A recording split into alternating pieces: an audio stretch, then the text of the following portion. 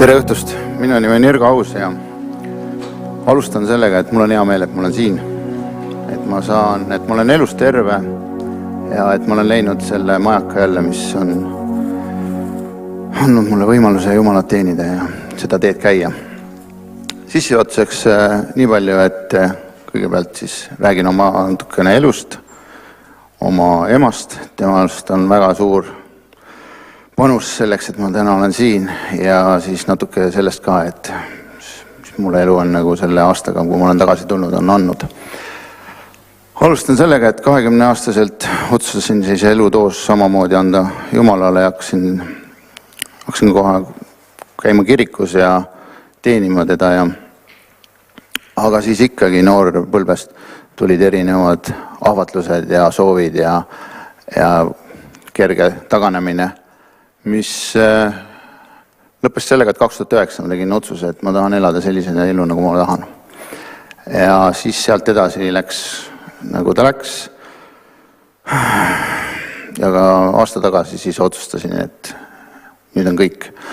Aga sellest vanast elust ma väga ei räägigi, sellepärast, et see oli kirev eraeleg, aga minu jaoks nagu selline, kus öelda siis õpetus oli selles, et kui sa ei käi Jumalas, siis sa oled nagu pimeduses ja kui see majakas ei põle sinu jaoks, siis sa teed neid otsuseid, mis sulle meeldivad. Aga nende otsustega teed sa oma lähedastele haiget. Mina tegin oma kõige lähedastele, keda mina armastan, kes armastavad mind ja olles selline, nagu ma olin, lihtsalt tegin neid õnnetuks ja ka ise ennast kaotasin sellist elurõõmu. Aga minu ema, kes on üle 20 aasta kristlane olnud, palus iga päev, vahest mitu korda päevas, vahest grupiga, vahest suures kirikus. Ja mis on selle kõige parem nagu point on see, et mitte kunagi ärge jätke palvetamast. Ükskõik. Sellel on alati vastus. Nii kaua kui inimene elab, tuleb tema eest palvetada. Sest minu ema nägi aastaid, mõned tagasi veel mõtles, et muutust ei tule, ainult läheb nagu sellise allapoole, mis toimub. Aga samas ma võin öelda, et Jumal nagu hoidis ka mind, et mul oli võimalus veel rohkem minna põhja. Aga ta nagu õnnistas mind ja ma uskusin temasse kogu aeg. Aga minu soov oli elada nii, nagu mulle meeldib. Sest ma olin selline suhteliselt ülbe, suhteliselt enesearmastaja ja kõik sellised head iseloomujooned, mis sellisel noormel võiksid olla. Aga mis on nagu minu jaoks kõige olulisem olnud see, et kui ma tegin selle otsuse uuesti Jumalaga käia ja see ei tulnud niisama. Ma arvan, see oli kindlasti tänu emale, kes palvetas. Aga kui aasta tagasi üks hea sõber kutsus mind K13-ga liituma, siis ma algus kahtlesin. Mõtlesin, ma ei tea. Ja eks ma oma elus olen alati, ütleme niimoodi, et iga mingi tegevusel on ka selline, kuidas öelda, varjatud motivatsioon. Ja siis ma mõtlesin, okei, ma vaatan, kuidas seal on. Aga selles päevas, kui ma sinna läksin, sain aru, et ma pean oma elus mingeid muudatusi tegema. See K13 on selles suhtes oli selline suhteliselt selline väga lihtne. Mehed tulid kokku, natuke võtsid näksi, rääksid oma elust, olust, oma võitlustest, palvetasid. Aga see, mis nagu su südames hakkas tööle, selle vastu sa ei saanud.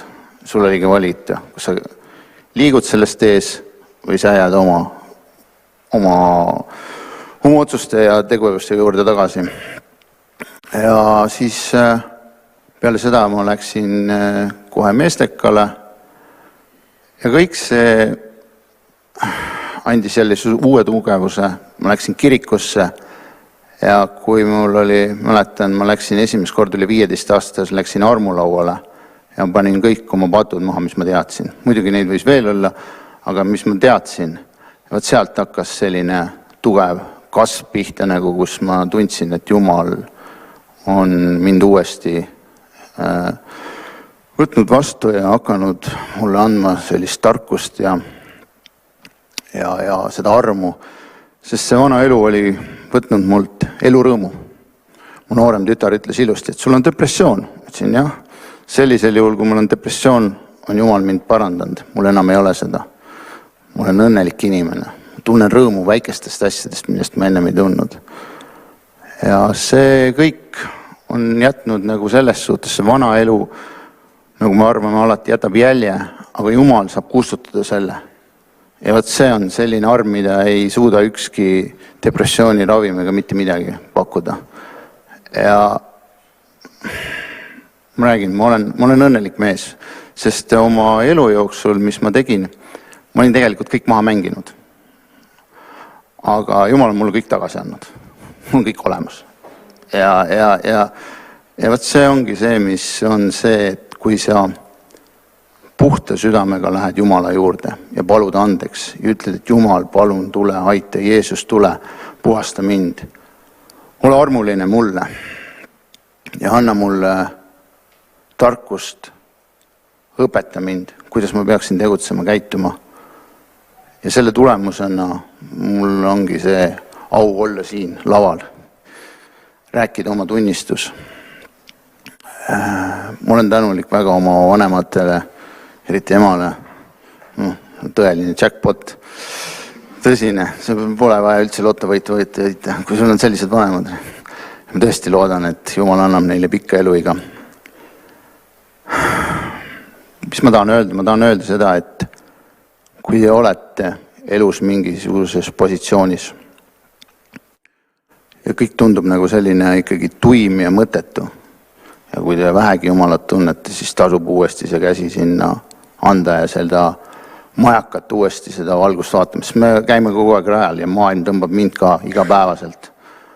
Aga see, kui ma käin K13 kolmapäeviti kell 6, ma olen meesteka hommikul pühapäeval kirikus, loen iga päev sõna, vähemalt proovin, vahest ei jõua ja vahest ma löön öössel kell 1 ja siis palun Jumalat, anna andeks, ma nüüd viimase hetkel jälle võtsin sinu ette, kõik muu asi oli tähtsam. Aga see annab jõudu, see annab seda tugevust. Mul on head tuttavad sõbrad, kellega ma saan rääkida oma asjadest.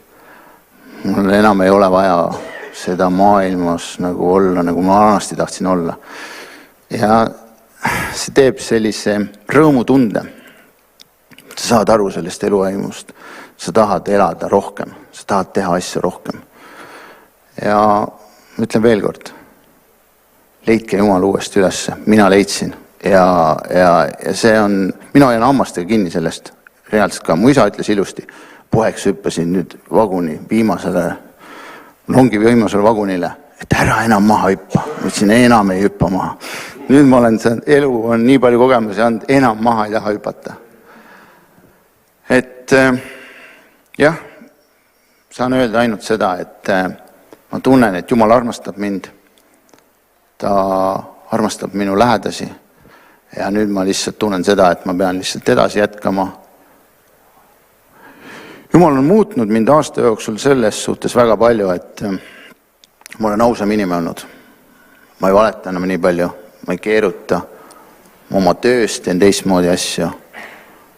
Ja kui ma aasta alguses küsisin oma lähedaste inimeste käest, et et kas te näete minus mingit muudatusi, siis olid ainult positiivsed sõnad ja öeldi, et jätka samas vaimus.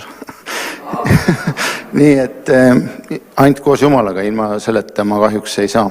Nii et veel kord ütlen, mul on hea meel, et ma saan olla siin ja kui kellegile see midagi andis, siis ütlen veel kord, otsige Jumalat, lugege sõna, käige kirikus, käige kodugruppides, need on need kohad, meestekal. Minu jaoks oli ka 13, ma ütlen ausalt, see oli see, mis oli see alus. Et hoiame enda südamed nagu puhtana ja tänu sellele me saame ka edasi võidelda, sest võitlused on igapäevased ja need ei kao mitte kunagi. See on kõik. Amen.